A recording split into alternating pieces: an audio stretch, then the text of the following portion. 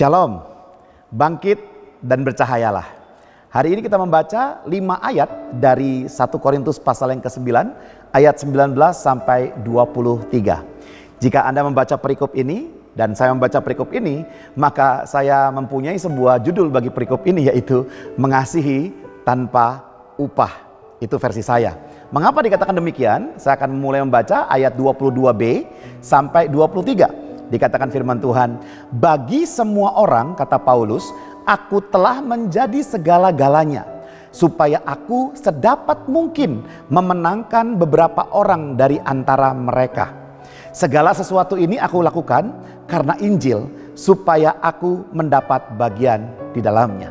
Saudara perhatikan baik-baik bahwa Paulus dalam ayat yang kita baca, dia bukan pribadi yang kompromi dengan dosa, menjadi sama dengan dunia, bukan. Tetapi dia adalah pribadi yang mau rela berkorban untuk beradaptasi dengan lingkungannya, dengan orang-orang yang dia jumpai, dengan siapa saja yang dia temui, dengan sebuah maksud bahwa dia bisa menginjili mereka, dengan maksud dia bisa menjadi berkat, menjadi teladan, sehingga orang-orang yang ditemui oleh dia bisa bertemu dengan Kristus. Bahkan Anda juga baca di dalam bacaan Alkitab kita hari ini, apa upahku, kata Paulus. Dan Paulus berkata, upahku adalah aku bisa melayani tanpa upah. Wow, luar biasa. Ya, kita manusia seringkali kalau saya bekerja seperti ini, Pak, saya dapatnya apa? Kalau saya lakukan ini, Bu, saya peroleh apa? Tetapi Paulus berkata, aku melayani tanpa upah, itulah upahku. Luar biasa. Nah saudara, saya mau dorong kita semua, melayani atau mengasihi sesama, itu tidak perlu diupah. Untuk kita mengasihi orang lain, kita nggak perlu mendapatkan imbalan apapun. Dan dari pembacaan ayat-ayat hari ini, ada 3 poin penting yang dapat kita pelajari dari Paulus. Poin yang pertama adalah Paulus adalah pribadi yang mengasihi jiwa-jiwa. Jika Anda dan saya, kita menerima Allah yang adalah kasih, dan ada kasih Kristus dalam hati kita, maka sudah sepantasnya, sewajarnya hidup kita dipenuhi dengan kasih akan jiwa-jiwa. Seperti Paulus, saking dia mengasihi jiwa-jiwa, maka dia pergi kemanapun dia pergi. Dengan orang lemah dia menjadi lemah, dengan orang bersuka cita dia bersuka cita, dengan orang yang sedih dia ikut menangis, dan dia menjadi apa saja, beradaptasi dimanapun, karena hatinya diliputi, dipenuhi oleh kasih kepada jiwa-jiwa. Poin yang kedua, Paulus bersedia untuk beradaptasi dengan orang-orang yang ia layani. Apakah Anda bersedia? Kadang-kadang kita bertemu dengan orang yang punya latar belakang pendidikan yang berbeda. Apakah kita mau memahami apa yang menjadi konsep pemikiran mereka? Kadang-kadang kita berada di lingkungan orang-orang yang mungkin strata sosialnya lebih rendah daripada kita, atau lebih tinggi daripada kita.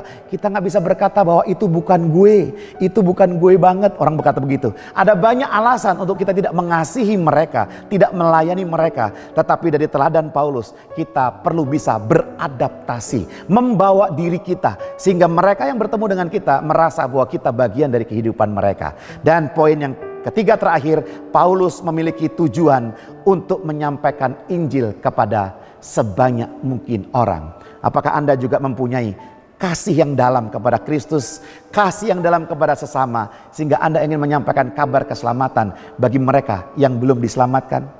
Mari dalam kehidupan kita membaca Alkitab hari ini, kita cek lagi siapa rekan, teman, sahabat, saudara, keluarga besar yang mereka belum mendapatkan keselamatan, belum percaya kepada Yesus.